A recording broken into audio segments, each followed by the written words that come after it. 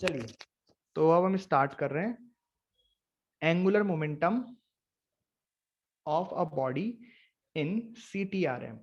अभी तक हमने क्या क्या पढ़ लिया, डायनेमिक्स पढ़ी, उसमें मतलब बेसिकली हमने अल्फा कैसे फाइंड करना है, ए कैसे फाइंड करना है, फ्रिक्शन कैसे फाइंड करना है वो सीखा, एनर्जी कंजर्वेशन कैसे लगाना है वो सीखा। अब हम सीखेंगे एंगुलर मोमेंटम लिखना, किसमें, CTRM में। मतलब अगर कोई body rotational plus translatory motion कर रही है तो उसमें हम एंगुलर मोमेंटम कैसे लिखते हैं। ओके, चल लीनियर मोमेंटम कैसे लिखते हैं, उसमें तो कोई दिक्कत नहीं है।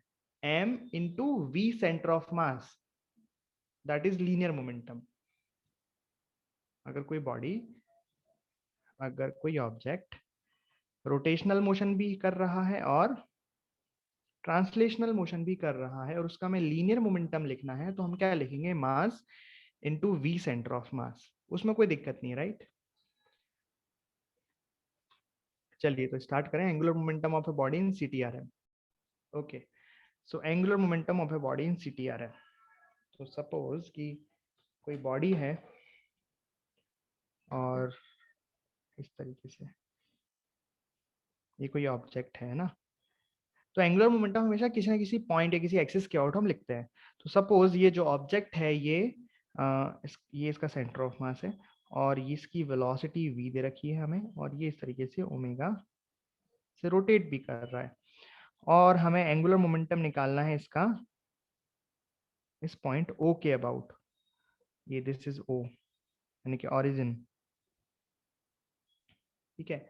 और इसका जो COM है वो ये रहा, इसको हम C बोल देते हैं, सेंटर नहीं मतलब COM, ये centre of mass, right. Okay, अब इस ऑब्जेक्ट का एंगुलर मोमेंटम लिखना है हमें O के अबाउट, तो कैसे लिखेंगे, तो लिखने का वही तरीका है कि हम पहले लिखेंगे ट्रांसलेटरी वाला, ट्रांसलेशनल वाला, मतलब हम लिखेंगे इसको L वेक्टर बराबर angular momentum of the centre of mass plus angular momentum with respect to centre of mass. तो सपोज कि अगर यहाँ पे ऑब्जेक्ट होता और ये घूम नहीं रहा होता, केवल v वेलोसिटी से चल रहा होता, तो हम इसका एंगुलर मोमेंटम O के अबाउट कैसे लिखते, m r vector cross p, sorry r vector cross p vector, यही सिखाया था कि अगर कोई ऑब्जेक्ट v वेलोसिटी से चल रहा है और उसका किसी पॉइंट के अबाउट हमें एंगुलर मोमेंटम लिखना है, तो हम कैसे लिखते हैं, r vector cross p vector, उसको सॉल्व करके हम लिख देते हैं m r vector cross v vector, right. कोई दिक्कत, तो मतलब यहाँ पे L वेक्टर हम लिख सकते हैं m into r vector cross v vector, और वेलोसिटी किसकी आएगी पर यहाँ पे, सेंटर ऑफ मास की, प्लस फिर मैंने आपको सिखाया था कि अगर कोई ऑब्जेक्ट किसी फिक्स्ड एक्सिस के अबाउट रोटेट कर रहा है तो उसका एंगुलर मोमेंटम कैसे लिखते हैं, आई ओमेगा, राइट। तो बेसिकली यहाँ पे हमें लिखना ओ के अबाउट है ना, पर ये ऑब्जेक्ट CTRM कर रहा है, CTRM में है कंबाइंड ट्रांसलेशनल रोटेशनल मोशन। तो यहाँ पे हम कैसे डिस्कस करते हैं, कैसे सॉल्व करते हैं इस मोशन को, हम पहले सेंटर ऑफ मास का लिखते हैं प्लस सेंटर ऑफ मास के रिस्पेक्ट में लिखते हैं। तो सेंटर ऑफ मास का लिखेंगे ओके अबाउट, तो ये आ जाएगा। अब सेंटर ऑफ मास के अबाउट लिखेंगे तो ये ऑब्जेक्ट हमें फिक्स्ड एक्सिस रोटेशन जैसा दिखाई देगा, किसके अबाउट, सेंटर ऑफ मास के अबाउट। तो बेसिकली हम यहाँ लिख देंगे आई, आई किसके अबाउट, सेंटर ऑफ मास के अबाउट, ओमेगा वेक्टर। समझ में आया, तो ये आ जाएगा आपका angular momentum about a point और a axis, angular momentum of a body in CTRM। समझ गए, तो ये तो क्या लिखा है आपने, ये क्या लिखा है, angular momentum of centre of mass. So angular momentum को लिख सकता हूं L से, L of COM, angular momentum centre of मास, ये तो ट्रांसलेशनल हो गया। मतलब अगर सेंटर ऑफ मास एक ऑब्जेक्ट की तरह ट्रांसलेटरी मोशन कर रहा होता तो उसका एंगुलर मोमेंटम हम ऐसे लिखते हैं, और ये हो गया आपका angular momentum about centre of mass, L vector about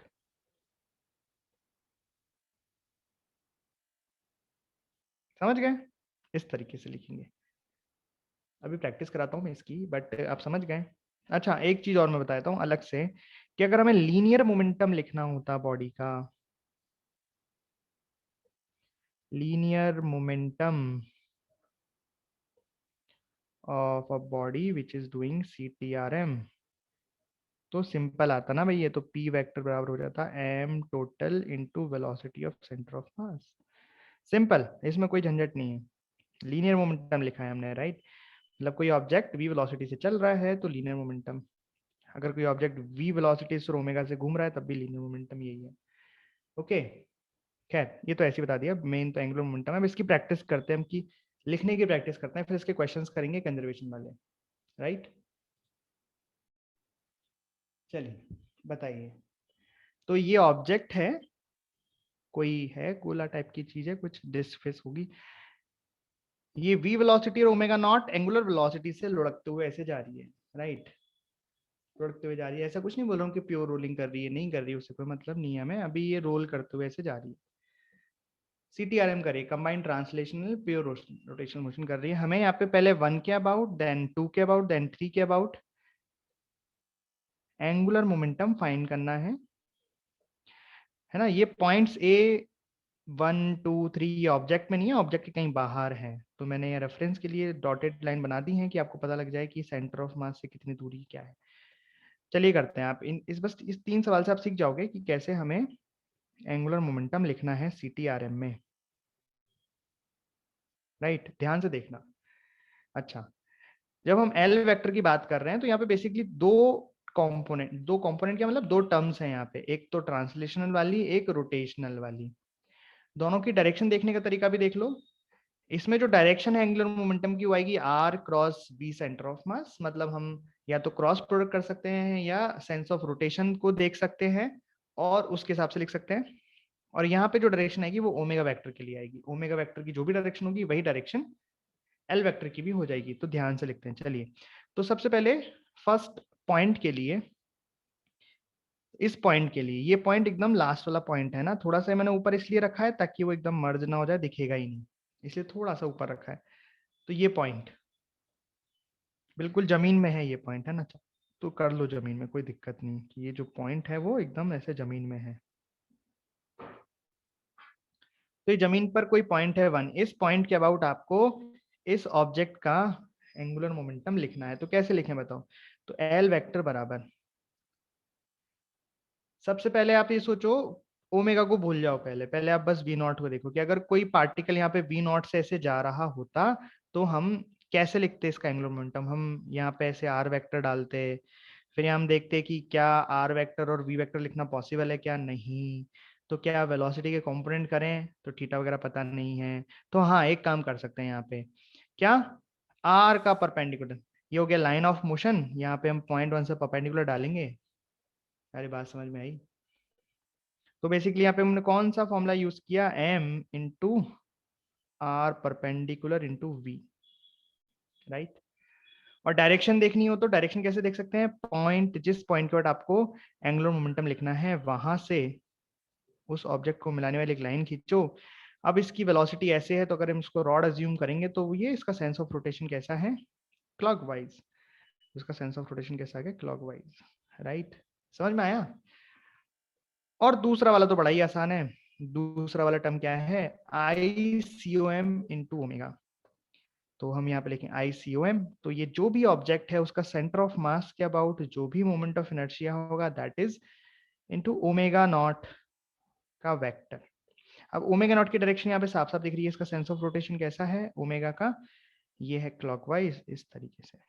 मतलब दोनों की डायरेक्शन सेम आ गई तो हम दोनों में प्लस का यूज कर सकते हैं। तो ये भी प्लस और ये भी प्लस, हमने यहाँ पे क्लॉकवाइज डायरेक्शन को पॉजिटिव ले लिया, राइट? डायरेक्शन का बहुत ध्यान रखना, बाकी तो बहुत आसान है, बाकी सभी चीज आसान है, डायरेक्शन का बस ध्यान रखना है आपको। चलिए, इसी तरह से 2 के अबाउट, अबाउट पॉइंट 2, कौन बताएगा? L vector. ये है पॉइंट 1 के अबाउट, ये है पॉइंट 2 के अबाउट, बताइए। तो देखिए पॉइंट 2 ये रहा, तो लाइन ऑफ मोशन इसी पॉइंट से पास हो रहा है, तो बेसिकली ट्रांसलेशन वाला कितना हो गया? 0। और आई ओमेगा तो आई ओमेगा ही आएगा, I C O M into omega naught, और सेंस ऑफ रोटेशन ओमेगा की डायरेक्शन, ओमेगा डायरेक्शन तो थोड़ा चेंज हुई है, वो तो क्लॉक वाइज ही है, तो ये आ जाएगा प्लस। समझ गए? और लास्ट अबाउट 0.3, ये ध्यान से सुन लेना है ना, अभी क्वेश्चंस में फिर बहुत काम आएगा, तब गड़बड़ मत करना। तो एल वेक्टर बताओ क्या लिखोगे? तो सबसे पहले ट्रांसलेशनल वाला, तो उसके लिए हमने ऐसा लाइन ऑफ मोशन खींचा पहले पीछे, और यहाँ से परपेंडिकुलर डाला, तो ये भी कितना आ गया, आर आ गया। अच्छा, यहाँ पे मैंने वैल्यू नहीं लिखी इसकी ना, तो मैं वैल्यू भी लिख देता हूँ इसकी, plus m into r into v. समझ गए?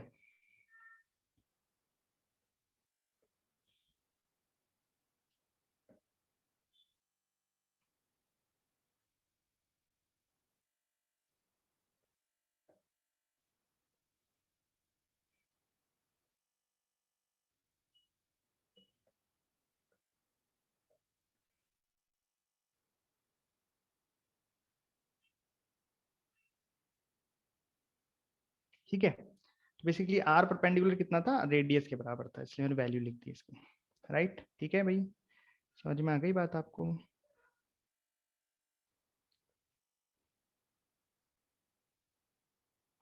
ओके, अब बताओ थ्री के about, angular momentum about three. तो सबसे पहले मैंने देखा लाइन ऑफ मोशन ये रहा, यहाँ से परपेंडिकुलर डाला तो ये आर हो गया, तो ये बेसिकली आ गया एम आर वी। वी कितना है, वी नॉट है, तो वी नॉट। ठीक, इसका सेंस ऑफ रोटेशन देखो, सेंस ऑफ रोटेशन जल्दी से देखो। तो ये पॉइंट है जिसको निकालना है, ये हमने रॉड अज्यूम कर ली, वेलोसिटी ऐसे, इसका कंपोनेंट है, तो इसमें सेंस ऑफ रोटेशन कैसा आएगा इसका, anti clockwise. Sense of rotation कैसा आएगा, एंटी क्लॉकवाइज, है ना? ये बात समझनी है आपको कि यहाँ पे इसका सेंस ऑफ रोटेशन कैसा आएगा, देखो ये रॉड हमने अज्यूम की, ये वेलोसिटी ऐसे आई, तो उसका कंपोनेंट ऐसे, मतलब रॉड अगर हमने अज्यूम की और उसकी वेलोसिटी ऐसे है, तो बेसिकली वो उसका ये वाला कंपोनेंट घुमाएगा से, तो इसमें sense of rotation anti clockwise है। आप चाहो तो r vector cross b vector से भी देख सकते हो। यहाँ पे आर वेक्टर क्या हो जाएगा, ये हो जाएगा आर वेक्टर, ये हो जाएगा velocity vector, r cross b करोगे तो ऊपर आएगा। उंगलियां किधर घूम रही हैं, एंटी क्लॉकवाइज डायरेक्शन में घूम रही हैं। समझ में आई बात? तो बेसिकली ये इस तरीके से हो गया एंटी क्लॉकवाइज डायरेक्शन में। लेकिन जब इसका हम रोटेशनल वाला टर्म लिखेंगे with respect to centre of mass लिखेंगे एंगुलर मोमेंटम, तो यहाँ पे तो ओमेगा की डायरेक्शन तो अभी भी क्लॉकवाइज ही है, चाहे पॉइंट आपने 3 ले लिया, क्लॉकवाइज ही घूम रहा है, तो बेसिकली ये आ जाएगा I centre of mass into omega naught, और इसकी डायरेक्शन रहेगी क्लॉकवाइज। तो जैसे कि हमने प्रीवियस क्वेश्चन में क्लॉकवाइज को, अरे ये डायरेक्शन नहीं है, ये तो मैंने बताया कि इसकी जगह पे आप ये लिख लोगे, डायरेक्शन तो ये है इसकी। तो प्रीवियस क्वेश्चंस में हमने इसको सभी को क्लॉकवाइज डायरेक्शन को पॉजिटिव लिया है, देन हम यहाँ लगाएंगे माइनस और यहाँ लगाएंगे प्लस। आ गया समझ? इस तरीके से। क्या आपको ये बात समझ में आई? अच्छे से समझ में आई? क्वेश्चंस कराऊंगा तो आपको अब करने हैं, किसी को डाउट हो तो पूछ लो।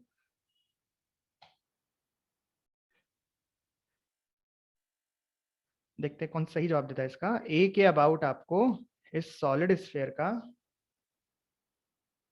जो ऐसे वी नॉट वेलोसिटी से प्योर रोलिंग कर रहा है, ध्यान से देखना, प्योर रोलिंग कर रहा है, वी नॉट वेलोसिटी से ए के अबाउट एंगुलर मोमेंटम फाइंड करना है। देखते कौन सही आंसर देता है इसका।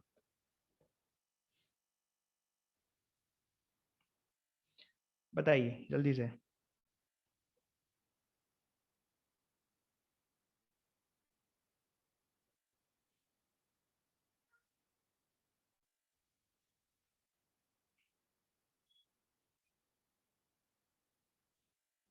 हो गया?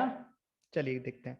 तो जैसा कि यहाँ लिख रहा है प्योर रोलिंग हो रहा है, नीचे सरफेस है, तो बेसिकली इसके पास ओमेगा भी होगा। ऑब्वियस है, प्योर रोल करने का ही मतलब है कि इसके पास ओमेगा भी होगा, और v naught is equal to omega into r भी होगा, तो ओमेगा की जो वैल्यू होगी वो वी नॉट अपॉन आर होगी। पहली बात तो ये मैंने पता कर ली। राइट, अब मैं पॉइंट ए के अबाउट इसका एंगुलर मोमेंटम लिखूंगा। तो एंगुलर मोमेंटम अब जैसा कि मुझे दिख रहा है कि ये क्या है, एक सीटीआरएम है। सीटीआरएम में जो एंगुलर मोमेंटम लिखते हैं वो कैसे लिखते हैं, पहले तो हम लिखते हैं ट्रांसलेशनल वाला, तो लाइन ऑफ मोशन ये हो गया, ये वाली डिस्टेंस r हो गई, तो यहाँ मैं लिखूंगा m r v नॉट।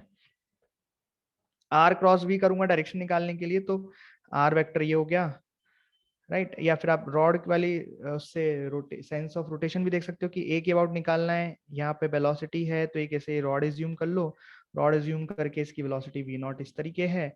अगर किसी की कोई रॉड ऐसे है मान लो, उसके पास वेलोसिटी ऐसे, तो ऑब्वियस है वो कैसे घूमेगी, ऐसे ही घूमेगी। तो यहाँ पे सेंस ऑफ रोटेशन क्या आ गया, क्लॉकवाइज आ गया, तो बेसिकली ये क्लॉकवाइज, ठीक है। और जो हम रोटेशनल वाला मतलब अबाउट सेंटर ऑफ मास, हम इसका एंगुलर मोमेंटम लिखेंगे, दैट इज आई ओमेगा। और ये क्या है, सॉलिड स्फीयर है, तो आई अबाउट सेंटर ऑफ मास कितना, 2/5 mr स्क्वायर, और ओमेगा, और ओमेगा की डायरेक्शन कैसी होगी, ये ऑब्वियस ओमेगा की डायरेक्शन ऐसे ही होगी, क्योंकि तभी तो यहाँ पे प्योर रोलिंग हो पाएगी। ये बात समझ में आई आपको, क्योंकि वी नॉट आगे है, तो ओमेगा नॉट इंटू आर को पीछे होना, ओमेगा इंटू आर को पीछे होना पड़ेगा, और ओमेगा पीछे कब होगा, जब ओमेगा इस तरीके से होगा। ओके, तो इसका मतलब दोनों में प्लस लगा दूं, क्योंकि दोनों की सेंस ऑफ रोटेशन सेम आया, डायरेक्शन एंगुलर मोमेंटम का डायरेक्शन सेम आया। सॉल्व करना है इसे, तो ओमेगा की वैल्यू तो पता ही नहीं, अरे निकाल ली हमने, पता है ओमेगा की वैल्यू, दे तो नहीं रखी थी पर निकाल ली, क्योंकि प्योर रोलिंग दे रखा था, राइट। तो ये हो गया 2/5 mr स्क्वायर, ओमेगा कितना है v नॉट अपॉन आर, एक आर से एक आर गया, 1 + 2/5 कितना हो गया, 7/5 एम वी नॉट आर। तो एल वेक्टर की वैल्यू आ गई 7/5 एम वी नॉट आर। और डायरेक्शन क्या आ गई भाई, दोनों सेम डायरेक्शन में तो जुड़ के सेम डायरेक्शन आएगी। अगर ये दोनों अलग डायरेक्शन में होते तो जुड़ के वो जीतता जो ज्यादा होता। इसको आप ऐसे भी लिख सकते हो, या आप इसको ऐसे भी लिख सकते हो, ये तो सेंस ऑफ रोटेशन हो गया, राइट। बट अगर डायरेक्शन पूछे तो हाँ, आप उसको इनवर्ड आउटवर्ड में बताओगे तो डायरेक्शन हो गई इनवर्ड। इस तरीके से ये पूरा आंसर हो गया एंगुलर मोमेंटम निकालने का। समझ में आया? तो ये तो हो गया एंगुलर मोमेंटम निकालना जब इस तरीके के क्वेश्चन आए, इस तरीके के मतलब इस तरीके के, जैसे कि कोई गोल ऑब्जेक्ट घूम रहा है, रोलिंग कर रहा है, राइट। लेकिन जरूरत है ना गोल ऑब्जेक्ट की, जैसे रॉड का भी तो मैंने बताया था, रॉड भी तो वी नॉट से ऐसे ओमेगा से घूम रही, तो उसको भी तो रोलिंग बोलेंगे। तो उसके लिए हम एंगुलर मोमेंटम लिख सकते हैं, कैसे लिखेंगे, सेम तरीका है, यहाँ कोई अलग तरीका नहीं होता, तरीका सेम ही है, एकदम सेम है। सो आपको जैसे एक रॉड है, ये हॉरिजॉन्टल प्लेन में पड़ी हुई है, मान लो हॉरिजॉन्टल प्लेन, एक टेबल पे पड़ी हुई है रॉड, स्मूथ टेबल है चाहे कैसी भी टेबल है, कोई दिक्कत नहीं है। फिर आपने क्या किया, इस रॉड को इस तरीके से वेलोसिटी वी नॉट दे दी, और इसके पास एंगुलर वेलोसिटी ओमेगा नॉट आ गई, है ना। इसकी लेंथ एल है और मास एम है। तो पॉइंट पी के अबाउट, ये जो एंड पॉइंट है, यहां से हमने देखा कि ऐसे दूर जाके कहीं पॉइंट पी ले लिया हमने, ये पॉइंट पी के अबाउट इस रॉड का एंगुलर मोमेंटम आपको फाइंड करना है। कर सकते हैं क्या? बिल्कुल कर सकते हैं, बहुत आसान है, तरीका एकदम सेम है। सबसे पहले बस इतना पहचाना है कि क्या ये CTRM है, हाँ बिल्कुल ये CTRM है, इसके पास एंगुलर वेलोसिटी भी है और लीनियर वेलोसिटी भी है, मतलब ये CTRM है। तो CTRM में एल वेक्टर कैसे लिखते हैं, एल वेक्टर बराबर एम इंटू, पहले ट्रांसलेशनल वाला, तो उसके लिए हमने यहाँ से एक लाइन ऑफ मोशन डाला, परपेंडिकुलर डाला, तो ये कितना आ गया L/2। सो मैं यहाँ लिखूंगा M L/2 we not. Direction देख लो, तो डायरेक्शन देखने के दो तरीके हैं, दोनों से बता देता हूँ कि आर वेक्टर, तो आर वेक्टर हो गया ये, राइट। आर क्रॉस भी करेंगे तो कितना आ गया इनवर्ड, या फिर आप एक रॉड एज्यूम कर लो, वेलोसिटी इस तरीके से, तो रॉड कैसे घूम रही है क्लॉकवाइज, ये क्लॉकवाइज। या फिर क्लॉकवाइज नहीं पसंद आता तो आप क्रॉस लिख सकते हो, क्रॉस मतलब इनवर्ड। तो मतलब ट्रांसलेशनल मोशन की वजह से जो डायरेक्शन है दैट इज इनवर्ड। अब रोटेशन की वजह से देख लेते, तो रोटेशन की जो डायरेक्शन होती है वो ओमेगा की डायरेक्शन होती है, तो ओमेगा जिस भी डायरेक्शन में, तो ओमेगा की सेंस ऑफ रोटेशन क्लॉकवाइज है, ओमेगा की डायरेक्शन अंदर है, तो बेसिकली इसका जो एंगुलर मोमेंटम है वो भी अंदर आएगा। कैसे लिखेंगे, आई ओमेगा, आई कितना हो जाएगा, आई about centre of mass, centre of मास होता है रॉड। देखो यहाँ ध्यान रखना, हम एंगुलर मोमेंटम पी के अबाउट लिख रहे हैं, लेकिन फिर भी जो आई है वो सेंटर ऑफ मास के अबाउट ही लिख रहे हैं, है ना। ये बात गौर करने की थी, आपने गौर की जब हमने फॉर्मूला लिखा, देखो यहाँ पे भी, क्योंकि ये बेसिकली किसके लिख रहे हैं हम, सेंटर, ये हम जो लिखते हैं दैट इज सेंटर ऑफ मास के अबाउट, राइट, इसलिए हम आई भी सेंटर ऑफ मास का ही लिख रहे हैं। तो रॉड का आई सेंटर ऑफ मास के आउट कितना आ जाएगा, वो आ जाएगा m l square by 12 into omega, इसकी डायरेक्शन भी ऐसे क्रॉस, तो दोनों जुड़ जाएंगे, दोनों जोड़ दिए मैंने, ओके वेरी गुड, समझ गए, ये रॉड का हो गया, कोई अलग तरीका थोड़ी, सेम तरीका। ठीक, तो आपको एंगुलर मोमेंटम लिखना आ गया सीटीआरएम में। तो अब हम पढ़ेंगे एंगुलर मोमेंटम कंजर्वेशन। यहां तक किसी को कोई दिक्कत तो नहीं? एंगुलर मोमेंटम कंजर्वेशन, तो इसका कॉन्सेप्ट क्या होता है, कब लगाते हैं एंगुलर मोमेंटम कंजर्वेशन, कहां पे कर सकते हैं हम एंगुलर मोमेंटम को कंजर्व, किस एक्सिस के अबाउट कर सकते हैं एंगुलर मोमेंटम को कंजर्व, जिस एक्सिस के अबाउट नेट टॉर्क कितना हो, zero. If the net torque on a body in CTRM is zero about a point, then angular momentum will be conserved about that point or that axis, right? मतलब CTRM में अगर जो same है, concept तो same ही है ना, चाहे CTRM हो चाहे नहीं हो, उसमें भी तो यही होता था, जब कोई पार्टिकल फिक्स्ड एक्सिस के अबाउट रोटेशन करता था, वहां पे भी तो यही होता था कि अगर किसी एक्सिस के अबाउट उस ऑब्जेक्ट पर नेट टॉर्क जीरो है, तो उसके अबाउट हम एंगुलर मोमेंटम को कंजर्व कर सकते हैं, सेम ऐसा यही होगा, राइट। कोई दिक्कत, एंगुलर मोमेंटम कंजर्वेशन कहाँ लगाएंगे और कहाँ नहीं में, इसका आंसर तो है आपके पास, राइट। कैसे लगाएंगे वो मैं बताऊंगा अभी।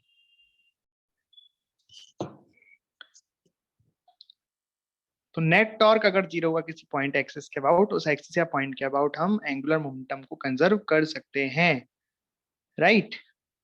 चलिए अब इसके क्वेश्चंस करते हैं।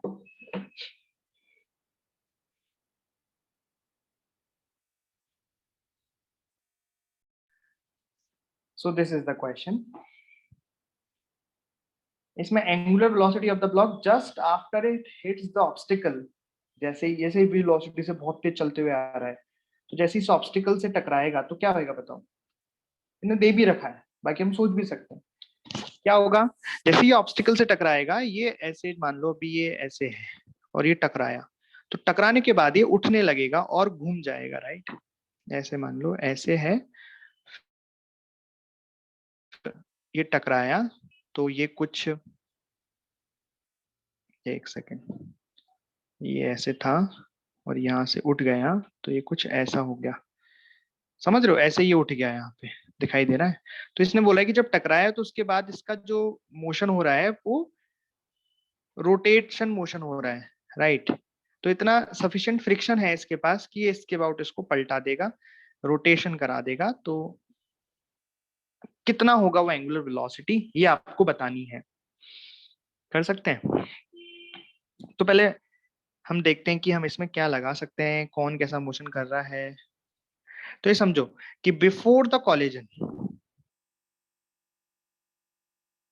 कैसा मोशन हो रहा है, कौन सा मोशन हो रहा है, CTRM हो रहा है कि ट्रांसलेशनल मोशन हो रहा है या रोटेशनल मोशन हो रहा है या रोलिंग, क्या हो रहा है बिफोर द कॉलिजन।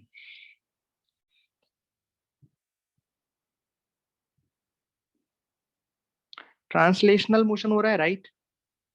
ओके, ये बात समझ में आ रही है आपको कि before the collision there is translational motion, and after the collision, जैसे ही टक्कर हुई उसके बाद, जैसे ही कोलाइड हुआ, जैसे ही ऑब्स्टिकल से टकराया उसके बाद कौन सा मोशन हो रहा है, after collision.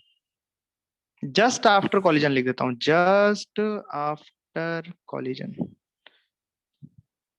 Just after collision कौन सा मोशन हो रहा है, रोलिंग नहीं हो रहा, फिक्स्ड एक्सिस रोटेशन हो रहा है।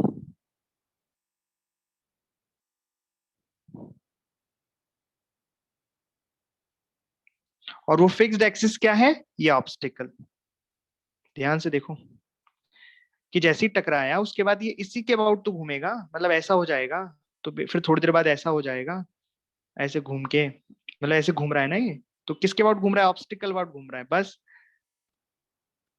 तो अब क्या करें, इसमें क्या लगा सकते हैं हम, तो यहाँ पे सोचना है कि हम कैसे सॉल्व कर सकते हैं इसको, कैसे क्या लगाएं यहाँ पे, जस्ट बिफोर द टक्कर एंड जस्ट आफ्टर द टक्कर क्या लगाएं।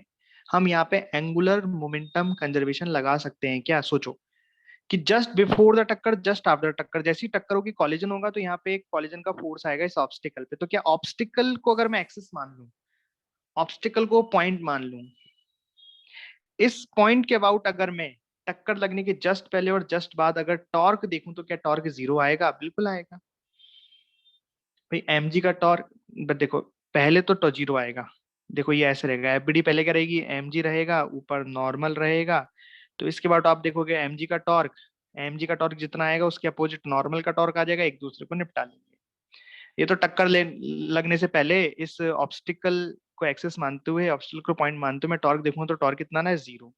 और टकराने के बाद अगर मैं देख रहा हूँ कि टकराने के बाद अगर मान लो ये ऐसा हो गया है ना, तो टकराने के जस्ट बाद इसके अबाउट कोई अगर हिंज फोर्स लगा भी, हिंज बोल लूं या फिर बोल लूं कॉलिजन का कोई फोर्स लगा भी होगा, तो वो कॉलिजन का फोर्स तो बेसिकली इसी एक्सिस से तो पास होगा, इसी एक्सिस से पास होगा, तो इसके बाद उसका टॉर्क जीरो हो जाएगा। और रही बात एमजी की, MG is the non impulsive force, तो इस छोटे से समय के लिए उसके टॉर्क को तो नेग्लेक्ट कर सकते हैं।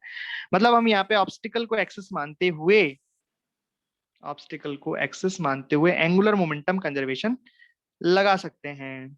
तो हम यहाँ पे लगा रहे हैं एंगुलर मोमेंटम कंजर्वेशन। क्या आप यहाँ पे लीनियर लीनियर मोमेंटम कंजर्वेशन लगा सकते हैं क्या? नहीं, क्योंकि लीनियर मोमेंटम कंजर्वेशन में तो भैया नेट फोर्स जीरो होना चाहिए, और यहाँ पे नेट फोर्स जीरो नहीं है। इस ऑब्स्टिकल की वजह से जो भी कॉलिजन का फोर्स लगेगा दैट इज एक्सटर्नल फोर्स। और यहाँ पे हम केवल ऑब्जेक्ट को ही अपना सिस्टम ले सकते हैं, धरती को तो कभी लेते नहीं है सिस्टम। तो ऑब्स्टिकल क्या है? कुछ भी है, कंकड़ पड़ा है, पत्थर पड़ा है, वो धरती में भी गड़ा हुआ है, कुछ भी इस तरीके से ऑब्स्टिकल ये धरती में गड़ा हुआ है तो एकदम टाइट है, तो उसे टकरा के हिल नहीं सकता, वो उस ऑब्जेक्ट को ही पलटा देगा, ऐसा। तो एंगुलर मोमेंटम कंजर्वेशन में लिखा L initial is equal to L final. तो जस्ट पहले ट्रांसलेशनल मोशन कर रहा है और हमें एंगुलर मोमेंटम लिखना है, तो ट्रांसलेशनल के लिए एंगुलर मोमेंटम कितना होता है, एम आर क्रॉस बी। मैं पहली बार लिख रहा हूँ इसलिए आपको याद दिलाने के लिए मैं फॉर्मूला लिखता हूँ, m r vector cross b vector होता है, राइट। और टकराने के जस्ट बाद ही क्या करा, फिक्स्ड एक्सिस रोटेशन, तो इसके लिए होता है आई about that axis. Fixed axis rotation में हम जो एंगुलर मोमेंटम लिखते हैं उसमें आई about that axis into omega लिखते हैं, राइट। ध्यान से देखना, ये एक्सिस के अबाउट है बिकॉज ये फिक्स्ड एक्सिस रोटेशन है। पढ़ना ध्यान से, रिवाइज करते हो तो आपको पता होगा कि फिक्स्ड एक्सिस रोटेशन में हम उस एक्सिस के अबाउट, उस एक्सिस के अबाउट, किस एक्सिस के अबाउट, जिस एक्सिस का फिक्स एक्सिस रोटेशन हो रहा है उसके अबाउट हम एंगुलर मोमेंटम लिखते हैं, इसलिए आई एक्सिस लिखते हैं, ठीक है। तो बस अब ये हो जाएगा m इंटू आर। देखो तो यहाँ पे हम इस पॉइंट ऑब्स्टिकल का आउट लिख रहे हैं, तो ये हो गया लाइन ऑफ मोशन, यहाँ से परपेंडिकुलर लाइन डाली तो ये हो गया a/2, so that is a/2 into v is equal to. अब आई एक्सिस आपको निकालना है, ये क्यूब है, इस क्यूब के लिए आई एक्सिस निकालना है आपको, ये इसके अबाउट नहीं भाई, ये क्यूब यहाँ आ जाएगा ना, तो इस एक्सिस के अबाउट क्यूब का मोमेंट ऑफ इनर्शिया कितना होगा, into omega. This is the answer, ये आपका आंसर हो गया। चलो ये आपके लिए टास्क है, होमवर्क है कि आपको क्यूब के लिए, होमवर्क क्यूब के लिए, ये क्यूब कैसा होता है, ऐसा होता है ना क्यूब यार, ऐसा कुछ होता है। इस क्यूब के लिए इस एक्सिस के अबाउट, ये वाली जो एक्सिस है, ध्यान से देखना कौन सी एक्सिस के अबाउट में, ये जो एक्सिस है ये वाली, इस एक्सिस के अबाउट आई निकालना है आपको, ठीक है। मैं बता देता हूँ कितना आएगा, फिर आप सॉल्व करना। ये है, ये आएगा 2/3 ma²। ये कैसे निकाला मैंने, बेसिकली पहले सेंटर ऑफ मास के अबाउट, इसके पैरेलल सेंटर ऑफ मास से जाने वाली एक्सिस के अबाउट मैंने निकाला ICOM, फिर मैंने आई निकाल दिया। तो बेसिकली ICOM आता है ma²/6 प्लस मैंने कर दिया md², और यहां से यहां तक की जो डिस्टेंस है ये डायगोनल टाइप की, ये कितनी हो गई, ये हो गई a/√2 का स्क्वायर। इसको सॉल्व किया तो ये 2/3 mi² आ गया। मतलब आपको बेसिकली आई सेंटर ऑफ मास निकालना है, अगर आई सेंटर ऑफ मास निकाल लोगे तो ये डिस्टेंस तो आपको पता ही है, तो उससे आप कर लोगे, राइट। अरे बात समझ में आई, तो ये आपके लिए टास्क है। तो आपने यहाँ पुट कर दिया 2/3 तो यहाँ से ओमेगा आ गया, एम से एम गया, ए से ए गया, 3v upon 2a, 2a 4a। देखिए समझ में आ गया, ये अच्छा सवाल है। ऐसी मिक्स क्वेश्चन आते हैं तो आपको पहचानना होगा कि कब कौन क्या कर रहा है, राइट। चलिए एक और करें।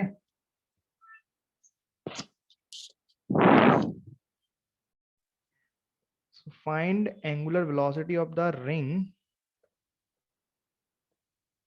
just after it strikes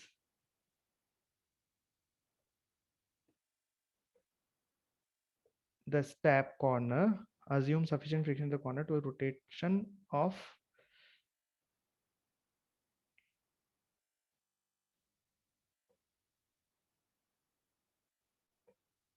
ring without slipping। मतलब क्वेश्चन कुछ पहले जैसा ही है, बस यहाँ पे पहले वो ट्रांसलेटरी मोशन कर रहा था v नॉट से, बट इस बार ये प्योर रोलिंग करते हुए ये रिंग आ रही है, प्योर रोलिंग करते हुए ये रिंग आ रही है, और ऐसे आते आते आते आते आते ऐसे टकराएगी तो ये इससे ऊपर उठेगी।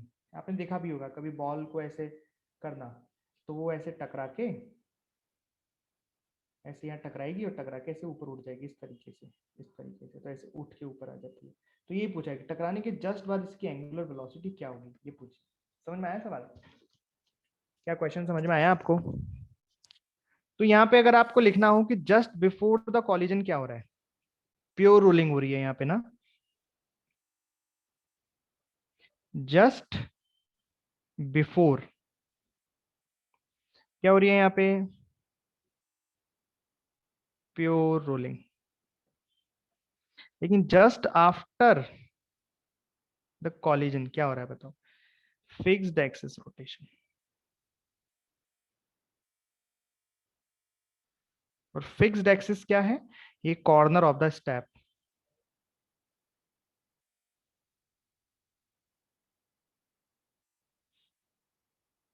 क्या लगा सकते हैं हम यहाँ पे, angular momentum conservation just before and just after the collision.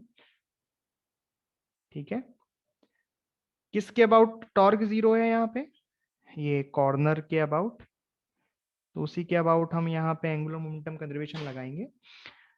तो लिखिए अब, तो किसके अबाउट हम लिख रहे हैं एंगुलर मोमेंटम कंजर्वेशन, एक बार ध्यान कर लो।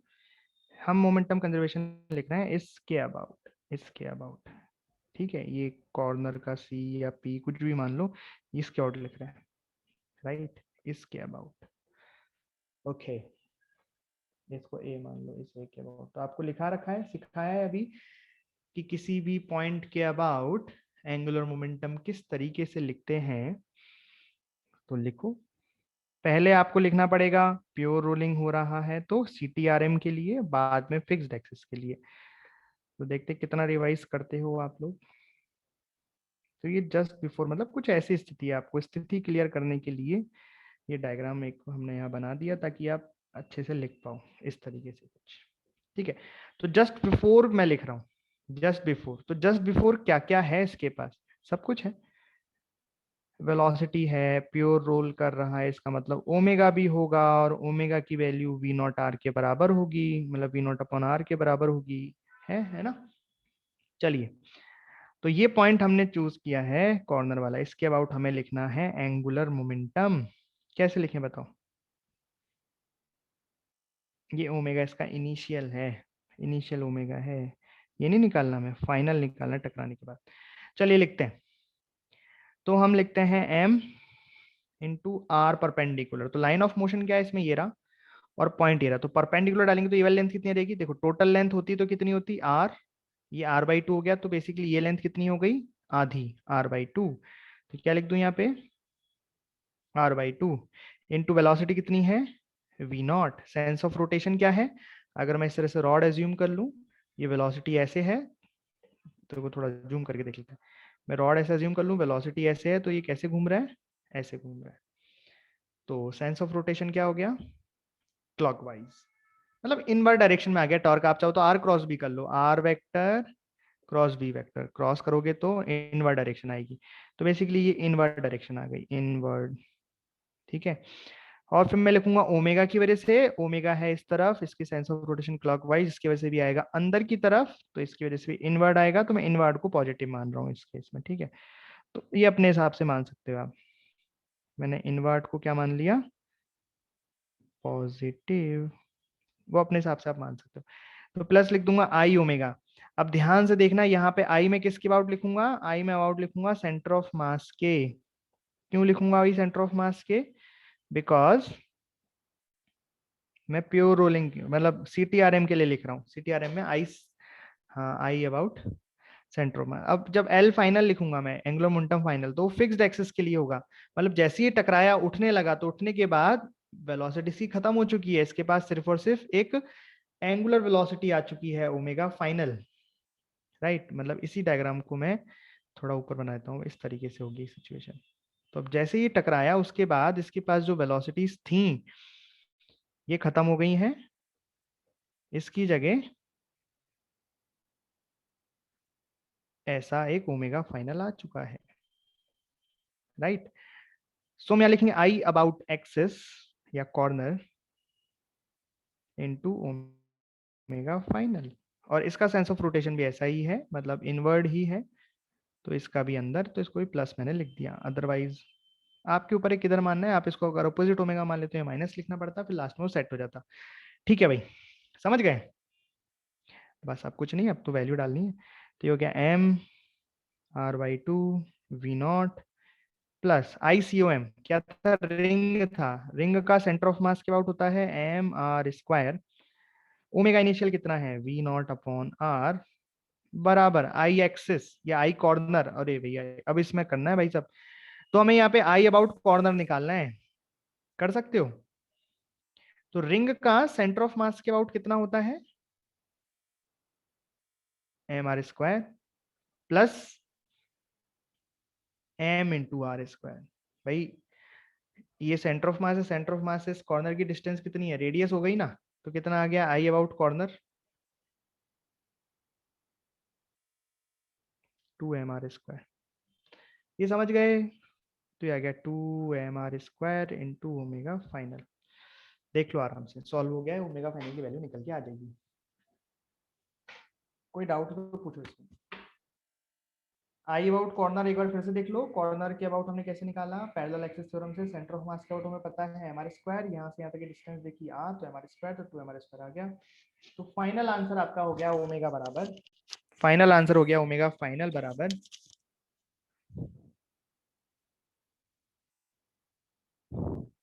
कितना आ रहा है, 1/2 3/2 3/4, मतलब 3v0 अपॉन 4r।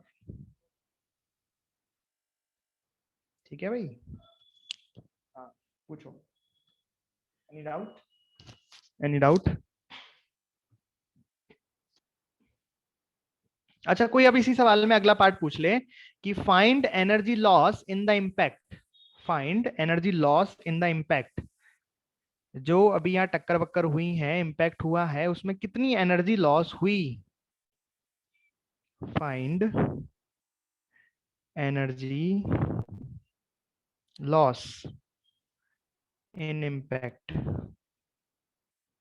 तो इसका तरीका तो एक ही होता है, लॉस बेसिकली यहाँ पे जो लॉस जितना भी हुआ है, किसी ने नेगेटिव वर्क डन किया, कुछ भी वजह से लॉस हुआ, तो हम क्या करेंगे basically, kinetic energy initial minus kinetic energy final.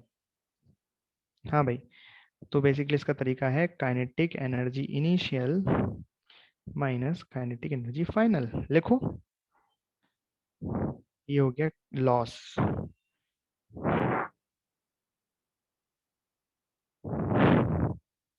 Kinetic energy initial कितना लिखोगे,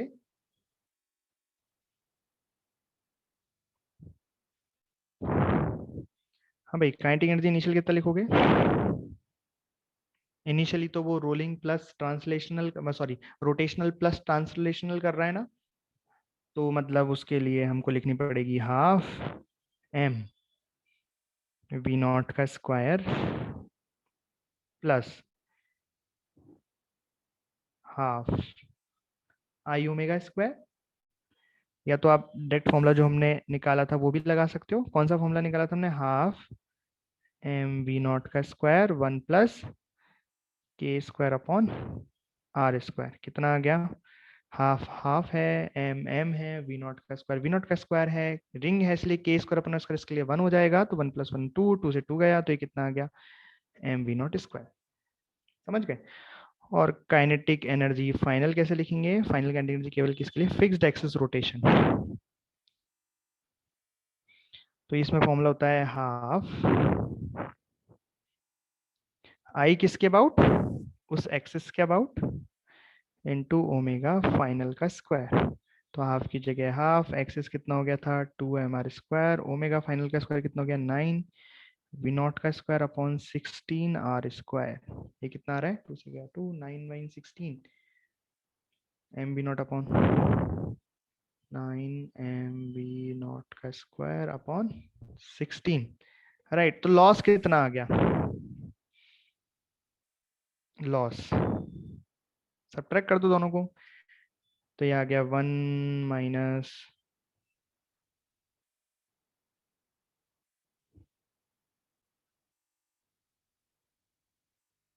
ठीक है, ये आंसर हो गया।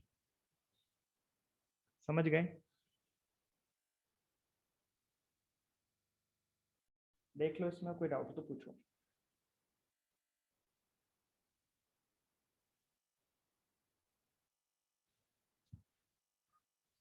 अब इसमें कुछ एक दो स्पेशल सवाल हैं, वो भी देखो, वो भी अच्छे सवाल। यहाँ तक आ गया ना समझ में? अच्छे से कोई दिक्कत तो नहीं है? एक बार रिवीजन तो करना पड़ेगा। देखो, अपने हाथ से एक क्वेश्चन सॉल्व भी करना पड़ेगा आपको। अपने हाथों से जब तक एक क्वेश्चन सॉल्व नहीं करोगे बिना देखे, तब तक कर पाना नए क्वेश्चन थोड़ा मुश्किल रहेगा। पहले इनको अच्छे से समझना पड़ेगा। खुद के हाथ से सॉल्व होने लग जाएंगे जब ये, तो आपसे नए क्वेश्चन भी होने लग जाएंगे। राइट, ठीक है। तो अब इसमें इस तरह के सवाल पूछते हैं। देखो, ये तो हो गए अपने कंजर्वेशन वाले, पर कंजर्वेशन से ही एक कंसेप्ट और समझ में आता है। एक कंसेप्ट से और हम सवाल करते हैं, क्वेश्चन करते हैं। तो वो क्या है, सुनो। तो पहले समझो क्या कर रहे हैं, है ना? तो कई बार आपने ऐसे देखा होगा, जो मैं एक बार आपको बात बता भी रहा था, कि किसी भी बॉल को, किसी भी ऑब्जेक्ट को हम इस तरीके से फेंक दें अगर, जैसे आपको बोल रहा था ना मैंने कि क्रिकेट खेलते हैं तो बैट से कोई शॉट मारते हैं हम, है ना? तो बॉल पहले बहुत तेज जाती, तो बॉल पहले फिसलती है। बॉल केवल फिसल रही है, यहाँ पे फिसलती हुई जा रही है बॉल। फिर थोड़ी देर बाद हम देखते हैं, कुछ समय बाद प्योर रोलिंग स्टार्ट हो जाती है। कई बार स्टार्टिंग में प्योर रोलिंग नहीं होती है, लेकिन थोड़ी देर के बाद यहाँ पे पहुंच गए तो यहाँ पे फिर प्योर रोलिंग स्टार्ट हो जाती है। ये आपने देखा है रोजमर्रा के जीवन में?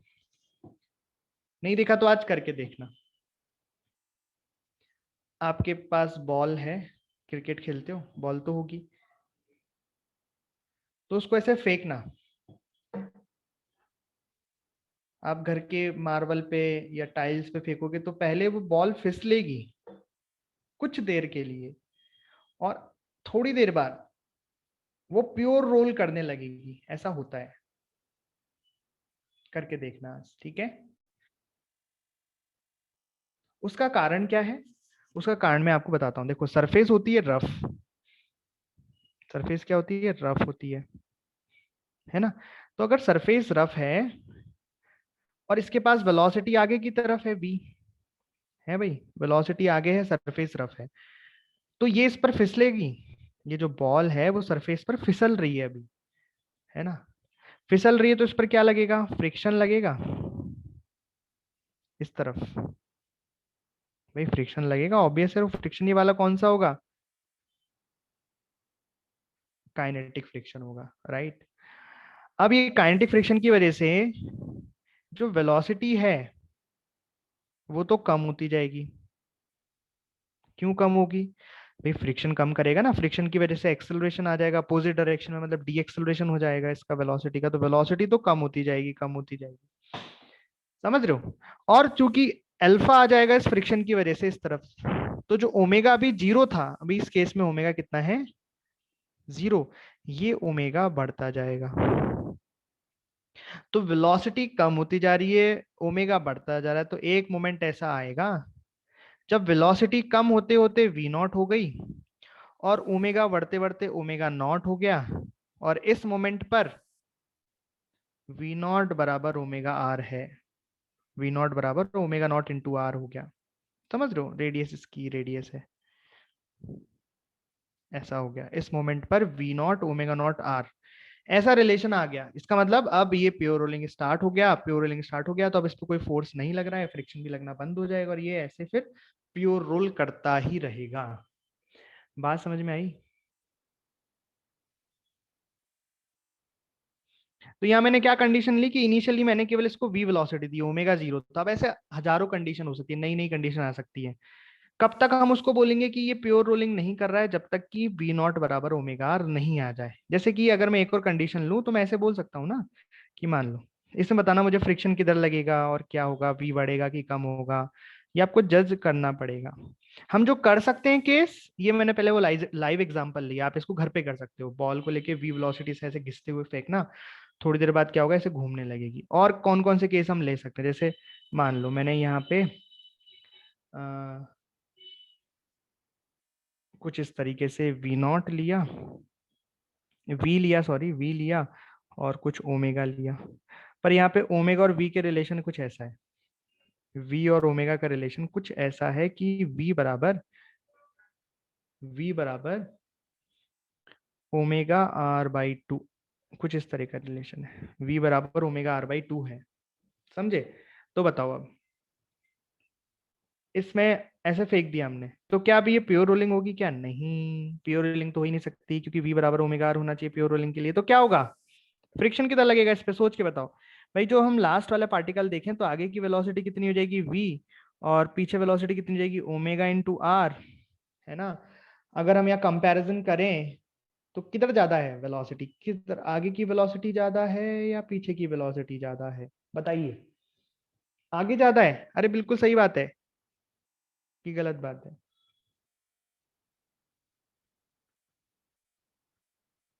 भाई वी बराबर कितना है, ओमेगा आर बाई टू है ना यार।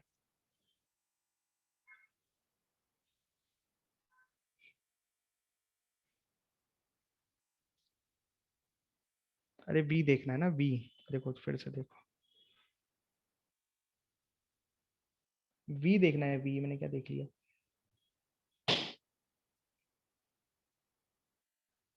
वी देखना है। ओमेगा में वैल्यू रखनी है ना, ओमेगा में वैल्यू रखो। यहाँ पे ओमेगा बराबर हो जाएगा 2v आर अपॉन आर।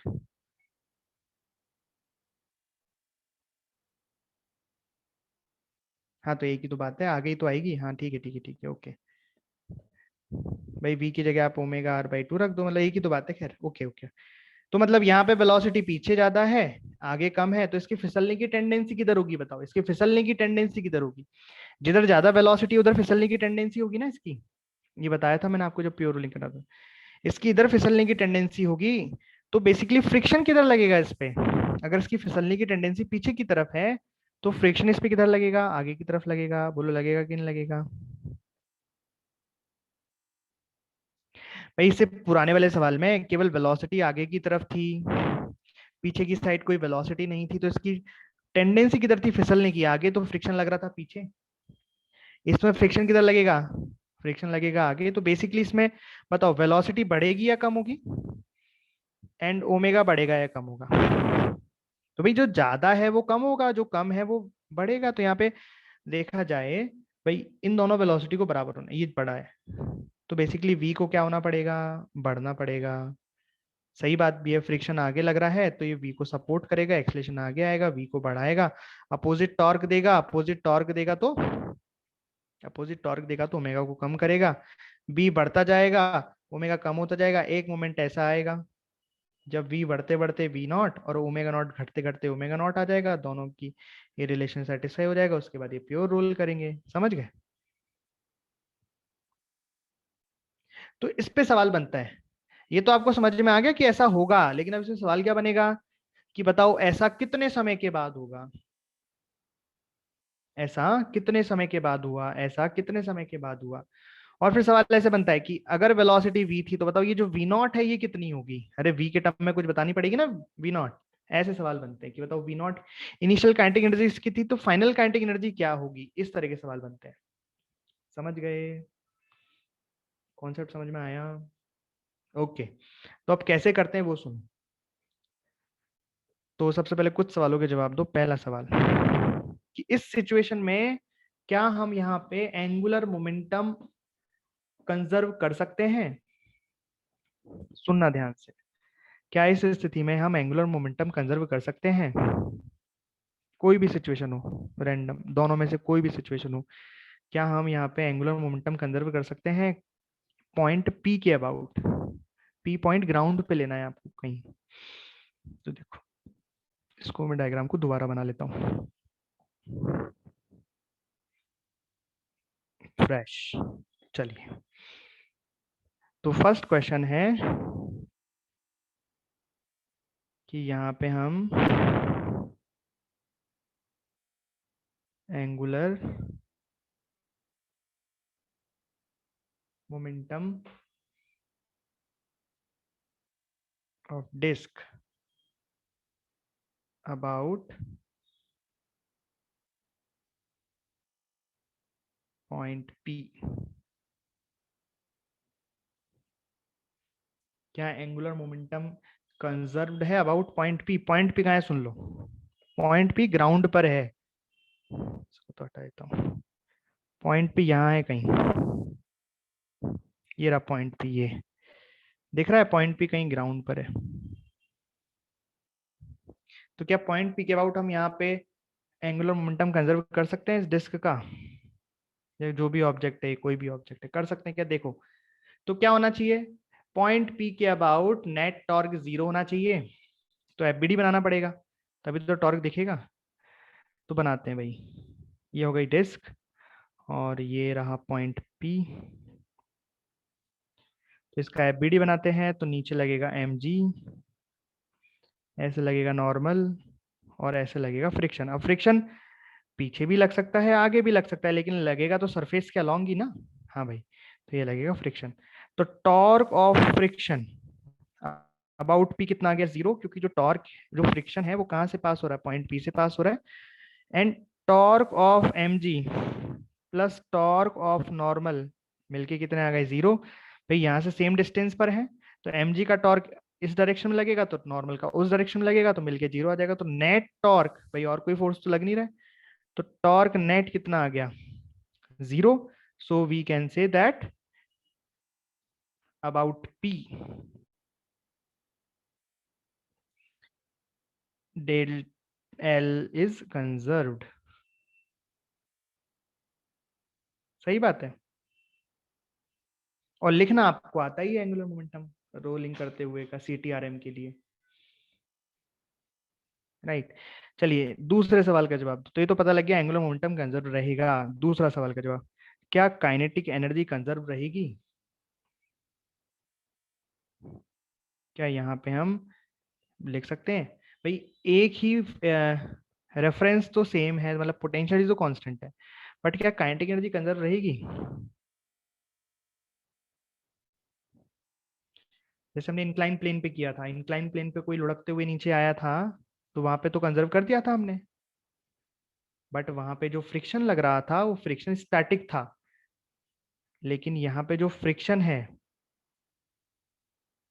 वो फ्रिक्शन कैसा है? यहाँ पे काइनेटिक फ्रिक्शन लगेगा। देखो मैंने लिखा भी है, दिस इज काइनेटिक फ्रिक्शन। तो ये तो नेगेटिव वर्क डन करेगा, तो ये एनर्जी को कंजर्व नहीं रहने देगा। So answer is no, because friction kinetic is working, is acting, right. तो काइनेटिक एनर्जी तो डिक्रीज करेगी यहाँ पे,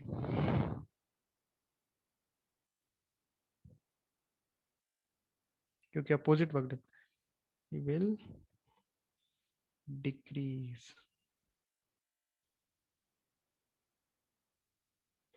चलिए, तो बस अब मुद्दे पे आ जाते हैं अपन।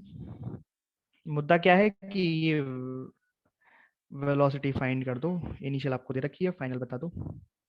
मुद्दा ये है कि भैया ये सवाल है, तो find V naught and omega naught, and दूसरा when, sorry, find V naught omega naught when pure rolling will start.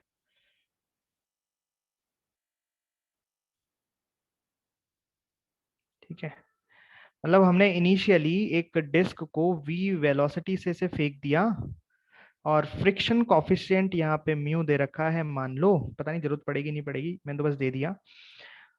तो ये ऐसे चलता गया, प्योर रोलिंग स्टार्ट हो गई। जब प्योर रोलिंग स्टार्ट हो गई तो यहाँ पे velocity v naught omega naught हो गई। ये बताना है आपको, तो क्या करें, एंगुलर मोमेंटम कंजर्वेशन लगाते हैं। ये तो देख ही लिया ना, एंगुलर मोमेंटम कंजर्वेशन हम लगा सकते हैं। जब एंगुलर मोमेंटम कंजर्वेशन लगा सकते हैं तो लगा देते हैं, है ना। तो ये हो गई इनिशियल कंडीशन। भाई ऐसा तो है नहीं कि इसमें टकराने के जस्ट पहले केवल जस्ट बात के लिए ही लगा सकते हैं, कभी भी कितने समय के लिए भी लगा सकते हैं। क्यों? क्योंकि यहाँ पे नेट टॉर्क तो जीरो है। टकराने के केस में जनरली क्या होता है, mg का टॉर्क आ जाता है, mg का एक्सटर्नल फोर्स आता है, तो नॉन इम्पल्सिव बोल के हम उसे जीरो करते हैं, राइट। समझ में आ रही है बात। लेकिन यहाँ पे तो नेट जीरो ही है, तो ये इनिशियल हो गया, ये फाइनल हो गया। तो आराम से एल इनिशियल लिखो, एल फाइनल लिखो। किसके अबाउट लिखोगे? About point p. Point p कहाँ है? Any point on ground, ground पर कोई भी पॉइंट पी पॉइंट है, बस आपके आंसर आ जाएंगे। करो। तो P पॉइंट के अबाउट मैंने जब इनिशियल एंगुलर मोमेंटम लिखा तो इसमें तो ओमेगा तो जीरो है। ओके, बहुत बढ़िया। भाई कौन सा मोशन कर रहा है? CTRM कर रहा है ना ये।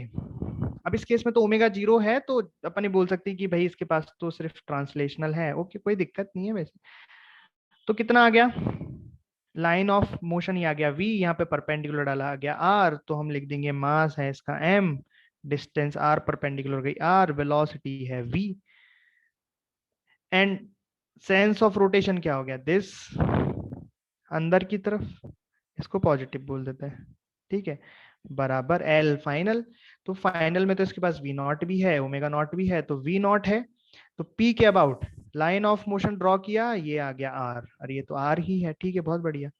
तो आर परपेंडिकुलर हो गया आर, वेलोसिटी हो गई v naught, sense of rotation अंदर की तरफ ही है तो पॉजिटिव हम लिखेंगे, और ओमेगा नॉट की डायरेक्शन भी ऐसी है तो इसमें प्लस लगाएंगे और आई लिखेंगे। अब आई किसके अबाउट लिखते हैं हम, किसके लिए लिख रहे हैं? अरे भैया यहाँ पे CTRM के लिए चल रहा है सारा कार्यक्रम, है ना। ये CTRM है, CTRM है, तो CTRM में तो जो आई लिखते हैं, आई सेंटर ऑफ मास के अबाउट लिखते हैं। तो ये क्या है? डिस्क है, तो डिस्क का सेंटर ऑफ मास के अबाउट हो गया m r square by 2 into omega naught. Equation कितनी है? एक अननोन कितने दिख रहे हैं? दो, v naught and omega naught. लेकिन यहाँ पे तो प्योर रोलिंग स्टार्ट हो चुकी है ना, फाइनल में तो प्योर रोलिंग स्टार्ट हो चुकी है, तो हम फाइनल के लिए एक कंडीशन लगा देंगे ना, कौन सी? नो स्लिपिंग की। तो यहाँ से एक और इक्वेशन मिल गई हमें, v naught is equal to omega naught r. तो एक इक्वेशन और ये आ गई फर्स्ट इक्वेशन, एक इक्वेशन और आ गई वी नॉट बराबर ओमेगा नॉट इंटू आर। दो इक्वेशन सॉल्व करेंगे, वी नॉट ओमेगा नॉट आ जाएंगे, राइट। कर दें? कर देते हैं। तो यहाँ से हम ओमेगा नॉट की वैल्यू को रिप्लेस कर देते हैं, तो ये बन गया एम आर वी बराबर M R we naught plus M R square by 2। Omega naught की जगह लिखेंगे वी नॉट अपॉन आर, तो एक आर से एक आर गया, तो यहाँ से बचा एम आर वी, ये कितना हो गया? 3/2, ये हो गया ना, एम आर। तो वी नॉट निकालना है हमें बेसिकली, तो वी नॉट बराबर कितना हो गया? 2v/3। तो ओमेगा नॉट कितना हो गया? 2v/3 यार, समझ गए? ये इस तरह से सवाल हो गया।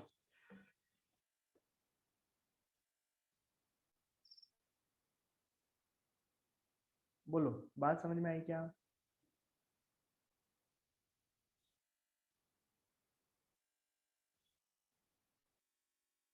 अभी एक चीज और निकालेंगे इसमें, टाइम, कितने समय के बाद ये हुआ, कितने समय के बाद ये हुआ, पर उससे पहले आप ये जो दूसरा केस हमने लिया था ना यहाँ पे, इस दूसरे वाले केस के लिए भी सेम सवाल आप सॉल्व कर दो। देखो ये दूसरा केस जो हमने लिया था ना, ये वाला,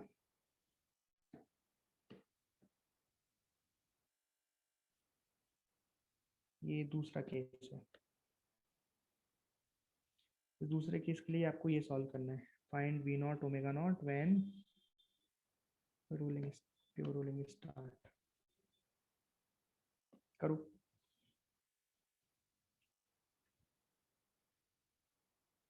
तो देखो हमने इसमें स्टार्टिंग में एक डिस्क है, मास एम रेडियस आर की डिस्क है, तो उसको वेलोसिटी v दे दी थी और ओमेगा दे दिया था। ओमेगा और v में रिलेशन ये है, ठीक है। उसके बाद एक समय आया जब इसमें प्योर रोलिंग स्टार्ट हो गई, तो वेलोसिटी v नॉट और ओमेगा नॉट आपको बतानी है। बता दो जल्दी से।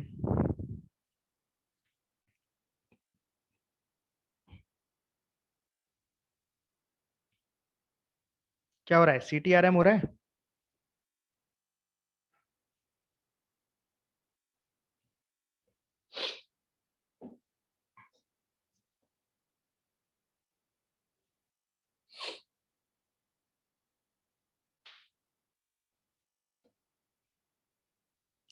क्या लिखूं बताओ? एल इनिशियल पॉइंट पी मानूंगा पहले, तो पॉइंट पी कहाँ है? धरती पे कहीं है पॉइंट पी, तो इसमें तो इनिशियल में दोनों है उसके पास, तो दोनों चीजें लिखनी पड़ेंगी। तो हम लिखेंगे एम, आर परपेंडिकुलर हो गया आर, और वी, और सेंस ऑफ रोटेशन कैसा हो गया इसका? क्लॉकवाइज।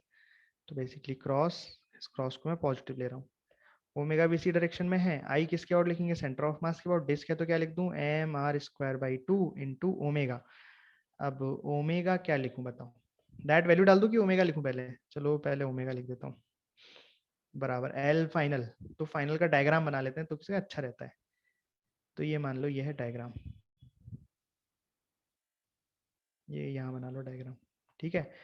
तो ये आगे की साइड वी नॉट और ये ओमेगा नॉट, तो लिखेंगे M are we naught plus M R square by 2 omega not.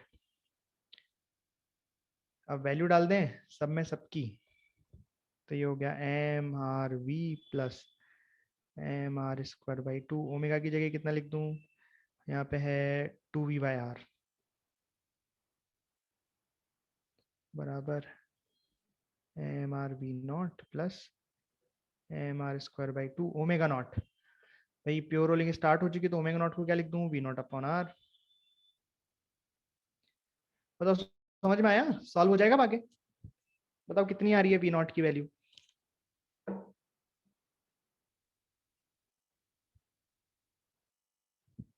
2 से गया 2, आर से गया आर, तो एम आर वी, और इधर कितना बचा? M are V. तो कितना हो गया ये? 2 MRV।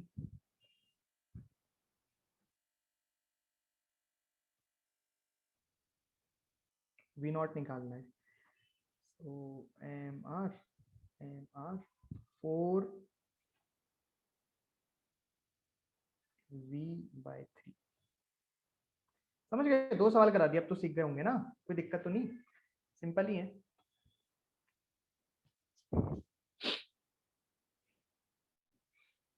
तो ये तो इसका फर्स्ट पार्ट मान लेते हैं। चलिए अब इसी में अगला पार्ट करना है आपको, कि find time when pure rolling will start. Find time when pure rolling will start. Time बताना है जब प्योर रोलिंग स्टार्ट हो जाएगी, इसी का second part. Find time when pure rolling. कैसे करें बताओ? देखो बड़ा ही आसान है, हमें क्या क्या पता है पहले वो लिख लेते हैं।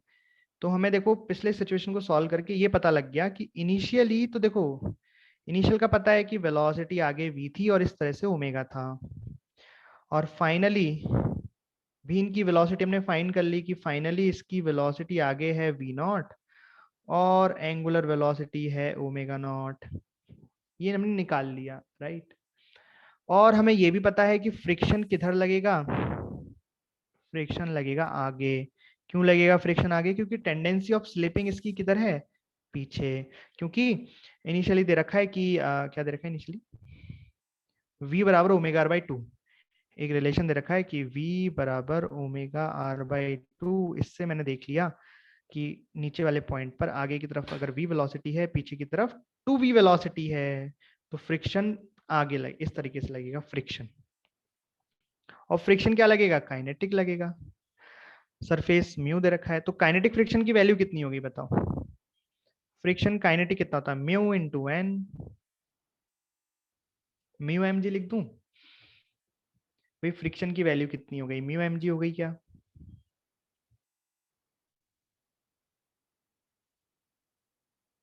है ना?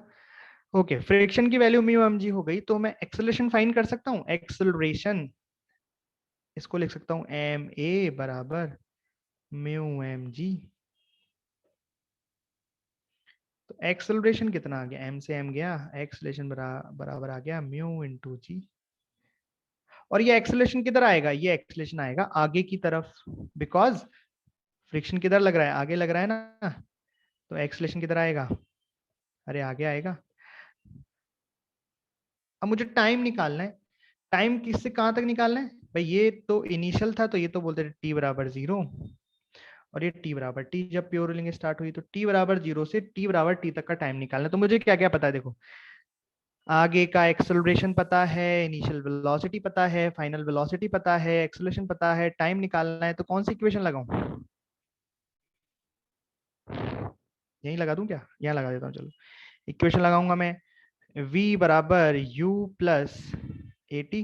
तो फाइनल वेलोसिटी कितनी है? v not. इनिशियल वेलोसिटी कितनी है? v। एक्सेलरेशन कितना है? म्यू इंटू जी। और टाइम कितना लगा? t। अरे आई बात समझ में? अब v नॉट की वैल्यू में निकाल चुका हूँ। v नॉट कितना है? 4b/3। तो ये आ गया 4b/3 is equal to v plus mu G T. कितना आ गया ऐसे?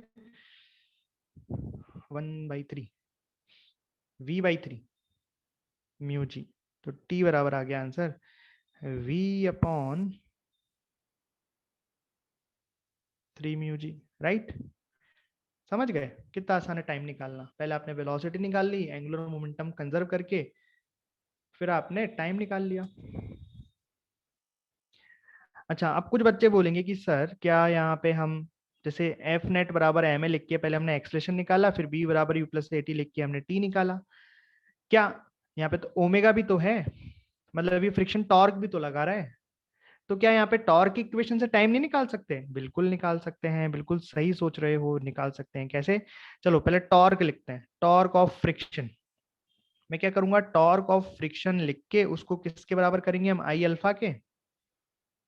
राइट? तो टॉर्क ऑफ फ्रिक्शन कितना आ गया? Friction into radius.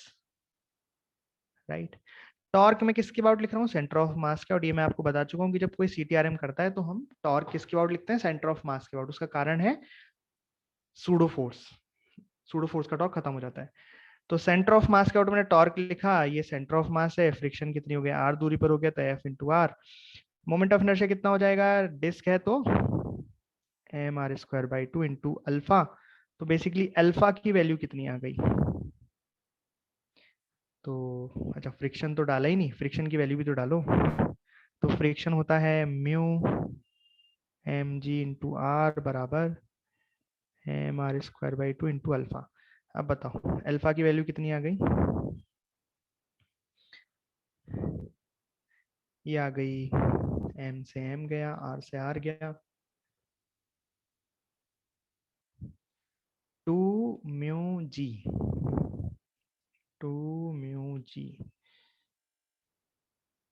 Upon R. बताओ ये अल्फा आ गया। जैसे हमने यहाँ पे एक्सलेशन फाइंड किया एफ नेट बराबर एम से, यहाँ पे हमने टॉर्क बराबर आई अल्फा लगा के अल्फा फाइंड कर लिया। कोई दिक्कत? बोलो कोई दिक्कत है क्या? सेम चल रहा है। अब जैसे हमने यहाँ पे v बराबर u प्लस ए टी लगाया, वैसे ही हम यहाँ पे लगा सकते हैं ओमेगा फाइनल बराबर omega initial plus alpha T. ठीक है? पर यहाँ पे अल्फा की डायरेक्शन देख लो, जो टॉर्क आएगा, जैसे यहाँ पे देखो एक्सलेशन आगे की तरफ आया था, पर टॉर्क किधर की तरफ लगा है? क्योंकि फ्रिक्शन आगे था इसलिए एक्सलेशन भी आ गया है। अब टॉर्क जो फ्रिक्शन का है टॉर्क यहाँ पे जो फ्रिक्शन का टॉर्क है वो किधर लग रहा है, वो ओमेगा के अपोजिट डायरेक्शन में लग रहा है ना, तो बेसिकली ये घटाएगा ओमेगा को, मतलब इसका जो टॉर्क है उसकी डायरेक्शन कैसी, अपोजिट है ना भाई। ओमेगा की डायरेक्शन कैसी है, क्लॉकवाइज।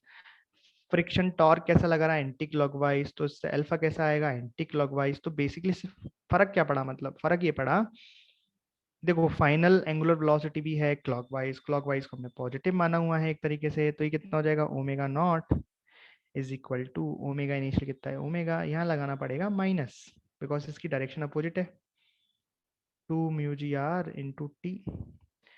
ओमेगा नॉट की वैल्यू कितनी आई, हम जानते हैं अगर वी नॉट इतना है तो ओमेगा नॉट आएगा 4v/3r, राइट। तो मैं यहाँ पे रख दूंगा 4v/3r माइनस ओमेगा कितना था, ओमेगा ये रहा भाई, ओमेगा की वैल्यू दे रखी है ना 2v/r, तो ओमेगा है 2v/r बराबर -2 μg r/t। सॉल्व करो कितना आ रहा है यहाँ से, ये हो गया 3, तो 4 माइनस 6 ऐसा हुआ ना, -2 समथिंग, -2 -2v/3r कुछ ऐसा आया।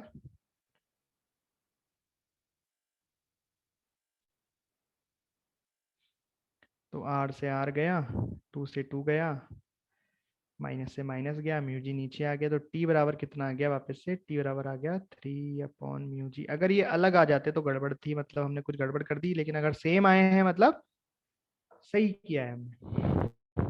आई बात समझ में। देखो दो बार निकालना जरूरी नहीं है, वो तो मैंने आपको सिखाने के लिए बताया है कि जैसे आपने एफ नेट बराबर एम ए, लेकिन ध्यान किस बात का रखना है, डायरेक्शंस का बड़ा ध्यान रखना है यार इस चैप्टर में। टॉर्क किस डायरेक्शन में ले रहे हैं, एंगुलर मोमेंटम किस डायरेक्शन में ले रहे हैं, प्लस की जगह माइनस लग गया तो हो गया काम। अब यहाँ पे अगर यहाँ पे हम अल्फा नेगेटिव में नहीं लेते, पॉजिटिव ले लेते, तो बेसिकली टाइम नेगेटिव में आ जाता, गड़बड़ हो जाती, समझ गए।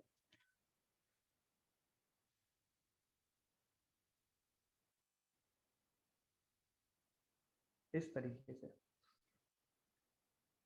ठीक है, फिर सीख गए। बोलो कोई डाउट है क्या, या सीख गए अच्छे से।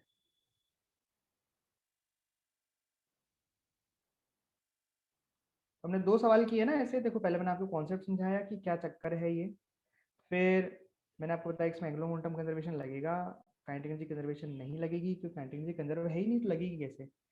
फिर मैंने आपको सिखाया कि कैसे हम v और इस v नॉट में रिलेशन निकालते हैं, तो वो आता है एंगुलर मोमेंटम कंजर्वेशन से, इस तरीके से। फिर एक और सवाल किया, इसमें वापस से रिलेशन निकलवाया, फिर इसी में एक और पार्ट किया कि टाइम कब कितना लगेगा, राइट। अब आपको अगर टाइम का एक और सवाल करना है, तो जो पहले वाला केस था इसमें आप निकाल सकते हो टाइम, कि कितना टाइम लगेगा इसको यहाँ तक पहुंचने में, मतलब प्योर रोलिंग स्टार्ट होने में कितना समय लगेगा, तो वो अब आपको करना है ना। यहाँ पे आपको निकालना है time to start pure rolling.